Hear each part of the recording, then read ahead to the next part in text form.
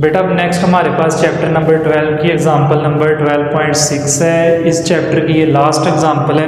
Example की statement ये है, the time constant of a series RC circuit is T is equal to RC.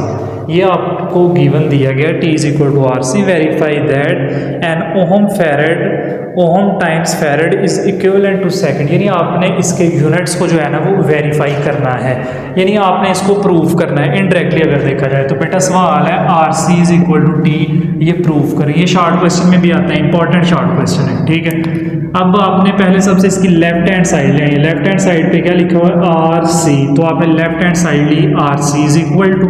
अब बात समझने वाली ये है कि आर किसके बराबर है और सी किसके बराबर है। बेटा आर रेजिस्टेंस को शो करती है और सी कैपेसिटेंस को शो करती है। V is equal to I R आपने चैप्टर के अंदर फार्मूला पढ़ा था, ठीक है। यहाँ से आपने R निकालना है, तो I इधर मल्टीप्लाई हो रहा है इक्वल के नीचे, इस तरफ आगे क्या हो जाएगा डिवाइड हो जाएगा। V over I is equal to R आ गया जी, ठीक है। बेटा ये जो आपके पास है फार्मूला ना, ये वाला, ये जिसको मैंने टिक किया, आपने क्या करना है R की जगह पे देखें आर सी है ना, R की जगह पे आपने पुट करना है, क्या पुट करना है जी V ओवर आई, ये पुट कर दिया मल्टीप्लाई में। अब C की जगह पे क्या पुट करना है, आपने ये फार्मूला पढ़ा था Q is equal to C V. आप इसको ऐसे बाहर लगा लें, Q is equal to C V आपने फार्मूला पढ़ा। अगर आप C यहाँ से निकालते हैं तो V इस साइड पे नीचे आके क्या हो जाएगा बेटा डिवाइड हो जाएगा। तो कैपेसिटेंस जो है उसका फार्मूला क्या निकलाएगा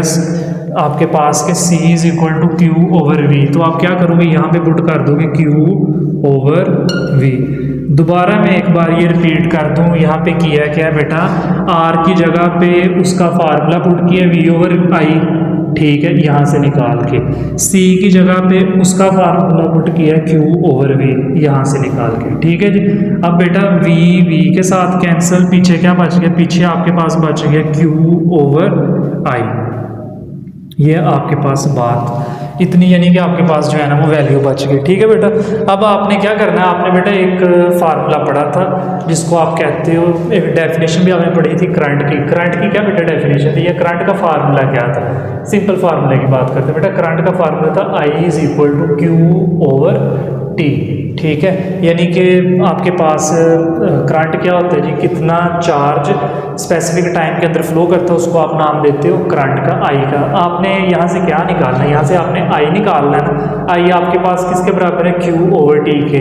आप बेटा यहाँ से अगर T निकालो, ठीक है, T यहाँ पे डिवाइड हो रहा है, इस साइड पे ले जाओ तो T जाके क्या हो जाएगा मल्टीप्लाई हो जाएगा। तो ये वैल्यू बन जाएगी I multiply by T is equal to Q। बेटा अब आपने यहाँ से T निकालना है, I इधर मल्टीप्लाई हो रहा है, इस साइड पे नीचे आके क्या हो गया डिवाइड हो गया। अब ये जो T की आपने ये जो फार्मूला लिखा ना यहाँ पे, ठीक, T is equal to Q over I आना था, हाँ जी बेटा। आपने ये जो फार्मूला लिखा है, अब आप क्या करोगे, आप इस फार्मूले को रिप्लेस करोगे,